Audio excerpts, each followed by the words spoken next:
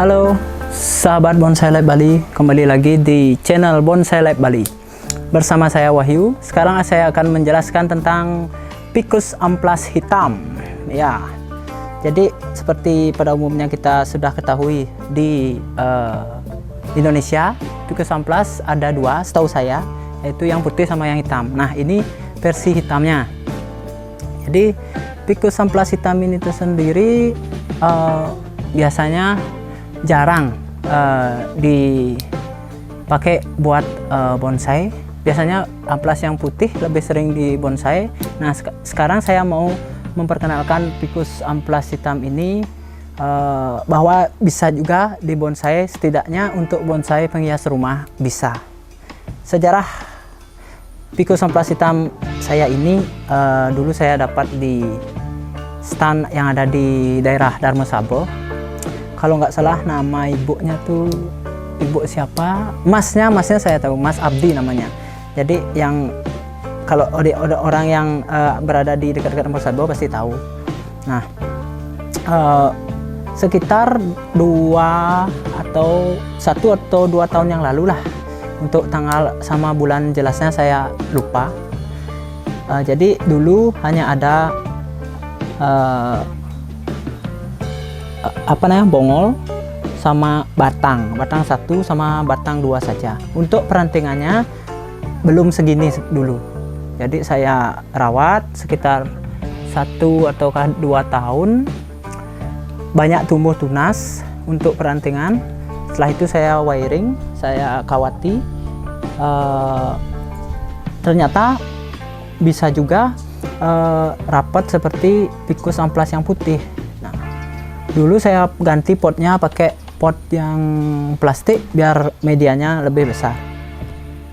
Oke, selanjutnya untuk media untuk amplas hitam ini saya pakai pasir malang seperti biasa, seperti media bonsai pada umumnya. Pasir malang, kohe kambing sedikit, sekam bakar sedikit, sama pupuk osmokut atau dekastar. Oke, selanjutnya untuk proses pergantian media.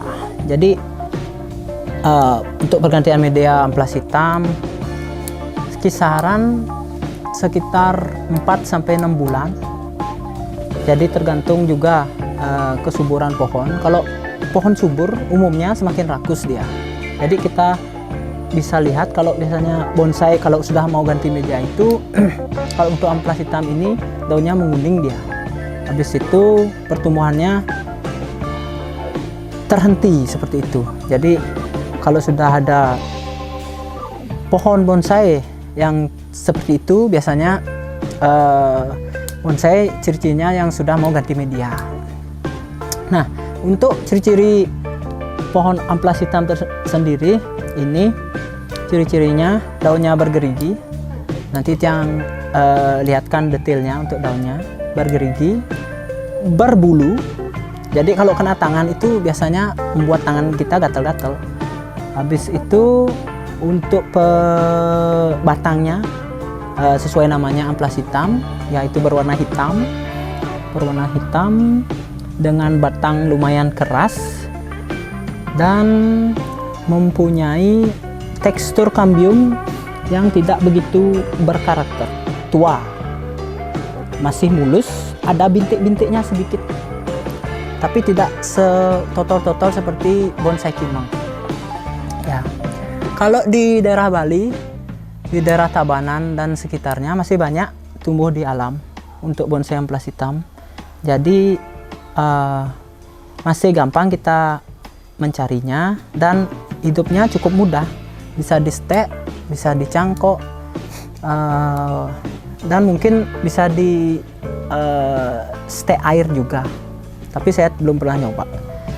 Nah, untuk ciri-ciri yang lain, pohon amplas hitam ini juga termasuk tanaman yang sering hidup di daerah persawahan.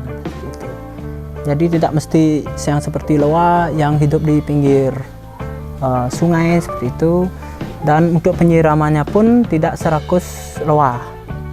Untuk struktur pohon amplas hitam ini, yaitu yang bonsai rumahan yang saya miliki ini, memiliki struktur sudah lumayan lengkap ya sahabat Bonsai Life. Jadi akarnya sudah keliling, lumayan keliling. Ada beberapa yang harus dipecah saja. Untuk batang dipecah menjadi dua, menjadi cabang pertama, cabang kedua, dan selanjutnya. Jadi dari anak cabang, ranting, cucu ranting. Nah, tahap ini sebenarnya sudah mencapai tahap cucu ranting. Tapi untuk tahap sampai cicit ranting, saya kurang tahu bisa, ataukah bisa mungkin, cuman tidak bisa bertahan lama. Takutnya mati ranting seperti itu, saya kurang tahu. Nanti untuk selanjutnya saya bisa update untuk perkembangan bonsai ini. Nah, jadi seperti ini. Cabang, anak cabang, ranting, anak ranting, cucu ranting. Cucu ranting. Nah, di cucu ranting ini kebetulan sudah tumbuh beberapa cicit ranting. Nah, tapi untuk proses ketahanannya nanti ketika sudah mencapai puncak kerapatan sampai cicit ranting, minimal cucu ranting, nah nanti saya update lagi apakah bisa bertahan seperti bonsai-bonsai yang sudah juara biasanya di pameran kontes bonsai seperti Santigi, amplas putih, dan lain-lainnya. Nah, untuk karakter batangnya seperti ini bisa dilihat. Oke, kita lihat perantingan. Ini tadi kebetulan saya sudah pruning, tapi tidak memotong ujung-ujungnya dulu, karena proses ini akan saya lakukan nanti lagi seleksi percabangan, seleksi perantingan juga, yang mana saya akan masih los dan yang mana saya akan potong seperti itu. Kita update nanti di part 2-nya. Oke, mungkin segitu aja dulu penjelasan tentang amplas hitam dari Bonsai Life Bali.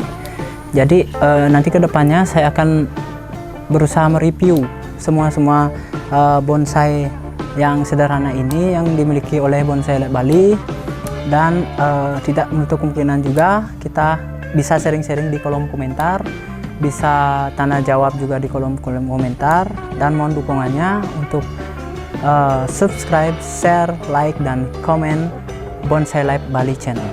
Oke.